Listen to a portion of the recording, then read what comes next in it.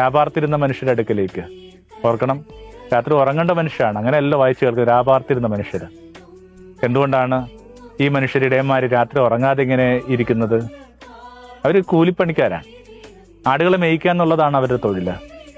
ഇവർ മേയ്ക്കാനായിട്ട് ഈ ആട്ടിൻപറ്റങ്ങളുമായിട്ട് യാത്ര ചെയ്യുമ്പോൾ ഏതെങ്കിലുമൊക്കെ മൈതാനത്തൊക്കെ കൊണ്ടുപോയി അതിനെ കിടത്തും.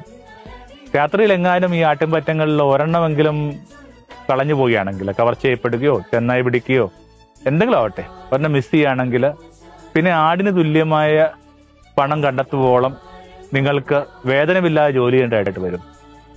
അതിന്റെ കണക്കെന്ന് പറയുന്നത് 1 വർഷമെങ്കിലും നിങ്ങൾക്ക് ജോലി ചെയ്താലേ ഒരാടിന്റെ തുല്യമായിട്ടുള്ള പണം നിങ്ങൾക്ക് ശേഖരിക്കാൻ പറ്റും. അത്തരം ഭയങ്ങളുള്ള മനുഷ്യരാണ്. അവരടുക്കിലേക്ക് വന്നിട്ടാണ് മാലാഖമാര് പറയുന്നത്, ഭയപ്പെടരുത്. കരിയിലകളെപ്പോലും ഭയപ്പെടുന്ന അവരുടെ ജീവിതത്തിലേക്ക് ഒരു രക്ഷകൻ വരികയാണ്, സകല ജനതയുടെയും സന്തോഷം വരികയാണ്.